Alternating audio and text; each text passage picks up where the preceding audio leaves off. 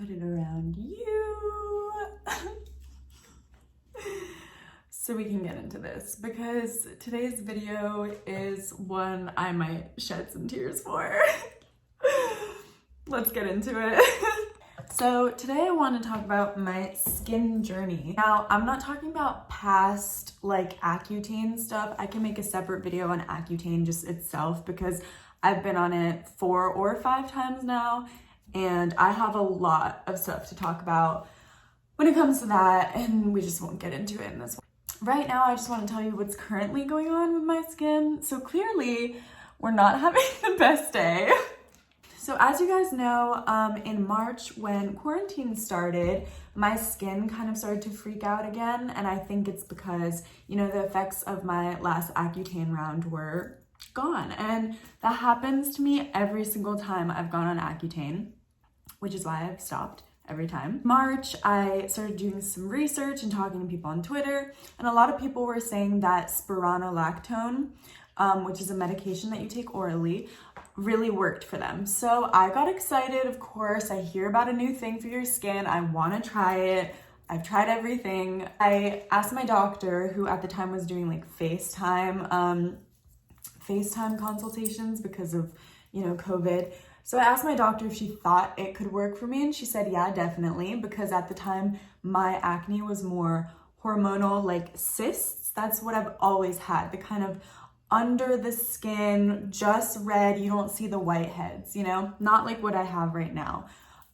So she said, yeah, let's try it. So I got put on, I have them right here, on doxycycline hyclate, 100 milligrams, and I took this once a day. And then I was on spironolactone, 25 milligrams per tablet, and I took 1 tablet per day. When I first went on spironolactone and doxycycline, I wasn't taking it correctly because I didn't know that you could only take them at night. You can only take them at night with food, might I add, with food, very important. If you take it in the morning, you can get very nauseous and it can cause vomiting. And so I was taking it in the morning and I was vomiting almost every morning, just pure water, because there wasn't anything in my system to throw up yet, but I got so nauseous. It was so scary. So once I started taking it right, I was on doxycycline and spironolactone for about 4 months, and nothing improved. What I will say is, yes, I don't really have cystic acne that much anymore. But what I do now have in the place of my usual concern of cystic acne are these tiny little red bumps, basically in just like my hair follicles, like my pores, and they're so rashy and itchy, and if you touch them at all, they kind of pop themselves. So someone on Twitter actually reached out to me and she told me that she had the same issue with doxycycline, that it was an allergic reaction, and her skin, she sent me photos, it looked exactly like what mine looks like and feels like, and the way she described it and everything. But today I actually went to the doctor and I got off of spironolactone and doxycycline. So I'm no longer taking those. Because it didn't work for me, it doesn't mean it won't work for you. I know I read so much online about how great it was, how much it worked for people, and that got my hopes up. Of course, it's gonna get my hopes up. But don't let this discourage you. Take it as a warning, yes, but do your own research. Your skin's gonna be different than mine. Of course, my skin is so sensitive. Last night, I actually got in my order from The Ordinary, and I did watch LA Beautyologist's video. I believe she made the video about not to overdo The Ordinary products. I did watch that, but I ended up ordering 6 things. Now, I didn't put all 6 on my face at once because I did also read that you should try them one at a time. So the ones I did try were the caffeine solution, which actually I really like. I think my under eyes look pretty good. I mean, you guys tell me. I've only used it one night, but I don't really have complaints with this, so I don't think this broke me out. But oh my God, guys. I put this on my face last night, okay? This rosehip seed, 100% organic cold pressed rosehip seed oil. I put this on my face around 8 p.m. My skin was beautiful yesterday, mind you. Like for me, for my standards, it was perfect. Like I was so happy. 8:30, like I am red and just itchy and I feel terrible. So I actually went to the bathroom to wash off the rosehip seed oil off of my face because I felt myself getting rashy. This, I'm pretty sure this gave me an allergic reaction. You guys can see like none of this was here yesterday. None of this on my forehead was here yesterday. Like all of these little tiny whiteheads are all new. I had finally managed to get rid of those because I went off of spironolactone and doxycycline, which gave me the same thing. I had finally managed to kind of get rid of them. And then I put this on my face. And the thing is, like, I kind of knew to be careful and kind of do a patch test, but I was like, oh, whatever, it's just oil. People swear by it. I was stupid. I should have done a patch test. Yes.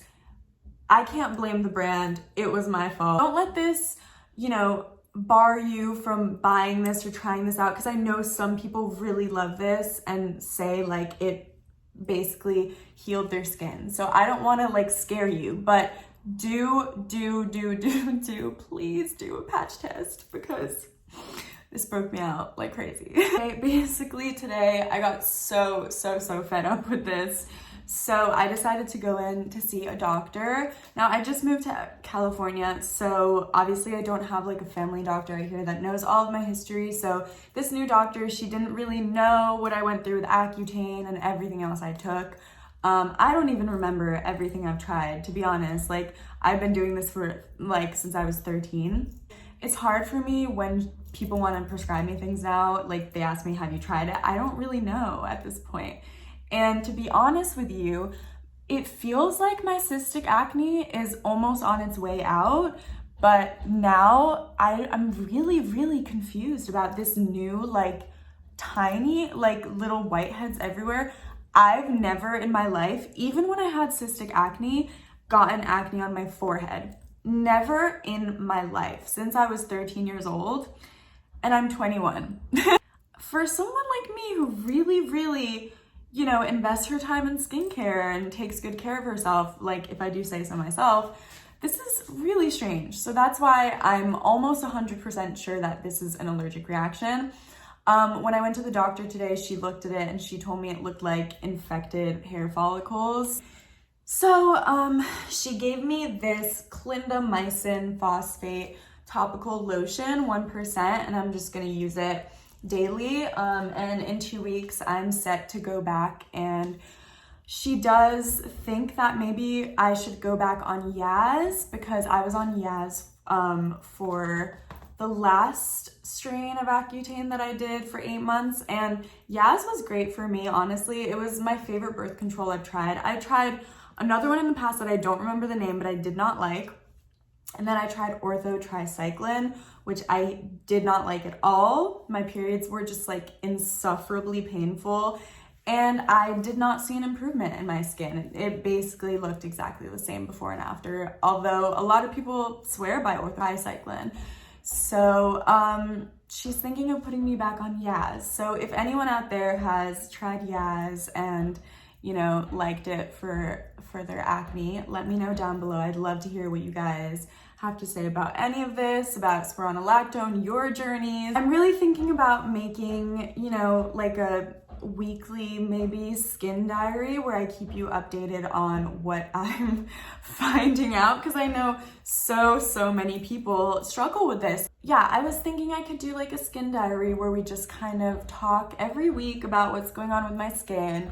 Super laid back. Obviously, I'm not a professional. I don't know anything. I'm really a newbie. I'm just now this year kind of learning about AHAs and BHAs and what you shouldn't be putting on your skin and oil cleansing and all this stuff. And it's a big, scary world out there. But I think if I do this with you guys, it feels a little better. I'm sorry. I cry so much. It's so annoying. Literally nothing's happening. Like, you're good. Let me know if that's something you'd be interested in seeing me do. I know a lot of people aren't interested in skin stuff, but for those of you who do struggle with it like me, I think we can, you know, find a lot of solace in each other's company through these hard times. I hope you guys enjoyed. I know this was kind of short. I just wanted to give an update, but I'll see you guys in the next one, and there's definitely more stuff coming. So subscribe and like and comment. Bye. I love you. Bye.